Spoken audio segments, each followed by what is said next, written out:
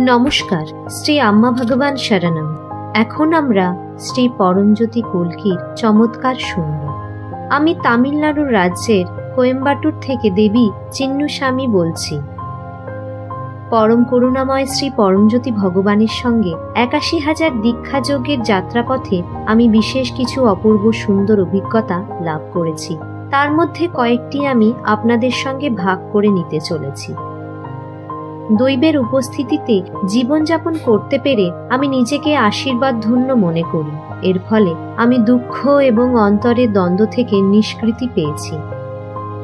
মানসিক বোঝা, আঘাত ও দুঃখবোধ আর নেই। অন্তরের ক্রমাগত ভাবনা, বিচারবোধ, নিজের সম্পর্কে স্বীকৃতি ভাব এবং প্রতি মুহূর্তে নিজেকে ঠিক বা ভুল ভাবার প্রবণতা বিনষ্ট হয়েছে।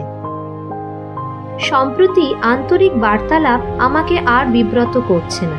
সেগুলির অস্তিত্ব থাকলেই বিরক্ত করার ক্ষমতা চলে গেছে। মনের আন্তরিক কথোপকথন বিদায় নিয়ে অন্তরে প্রশান্তি জেগে উঠেছে।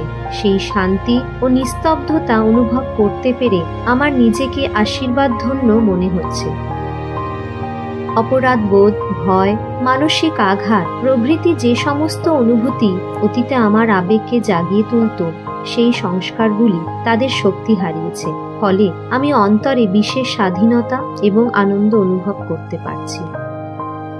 আমি আমার চারপাশের মানুষজনের সঙ্গে সংযোগ অনুভব করি, কারণ আমি উপলব্ধি করতে পারছি যে অতীতে আমি মনের দ্বারা বিশেষভাবে প্রভাবিত হতাম বলেই বিভিন্ন সম্পর্কে মানসিক আঘাত আসত। বর্তমানে আমি মনের অধীন থাকি না বা তার দ্বারা চালিত হই না।